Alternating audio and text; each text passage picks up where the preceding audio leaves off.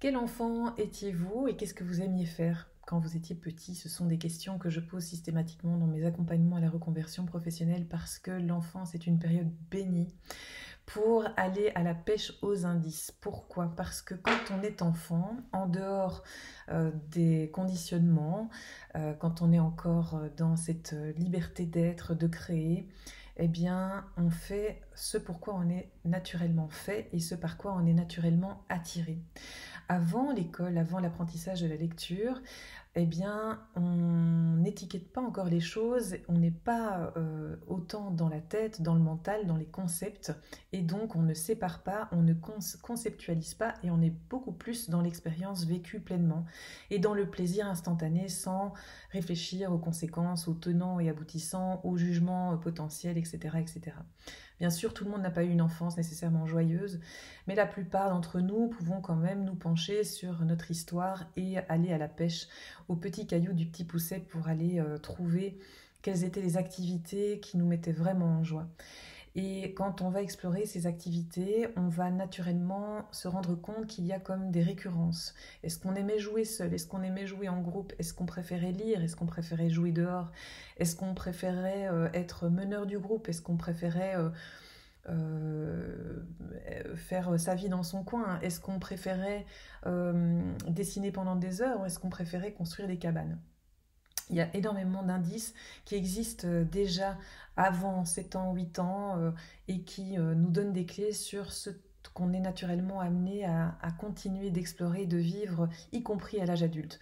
Alors on ne va pas forcément trop transposer de manière systématique, automatique et grossière tout ce qu'on aimait faire quand on était petit à ce qu'on fait adulte.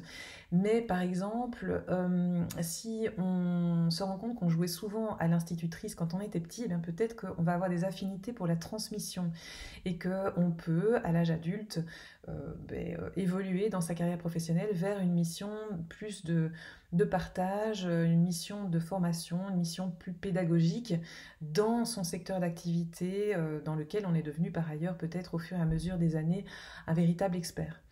Il y a énormément de ponts qu'on peut faire comme ça entre notre enfance et notre quête de sens une fois adulte.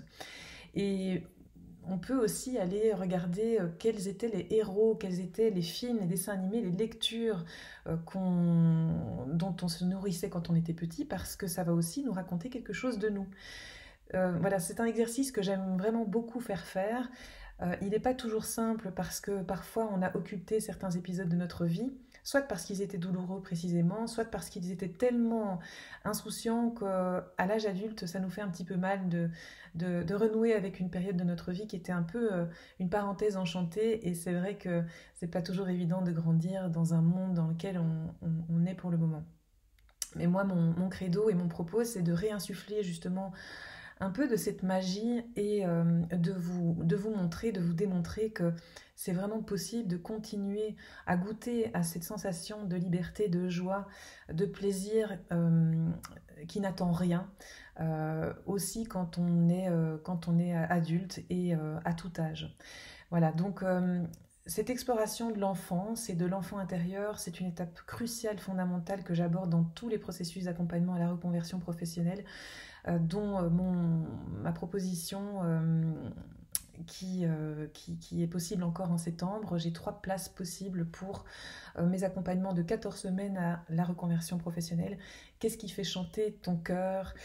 C'est vraiment vous aider à dévoiler, à vous dévoiler, à reconnecter avec ce qui vous fait vraiment vibrer. En 14 semaines d'exercice, 14 thèmes différents et 5 séances de coaching qui viennent jalonner le processus pour que vous puissiez enfin voir plus clair et retrouver du plaisir et de la joie au travail. Voilà, n'hésitez pas à me contacter, je remets mes coordonnées en barre d'infos et je vous dis à très vite pour une prochaine vidéo.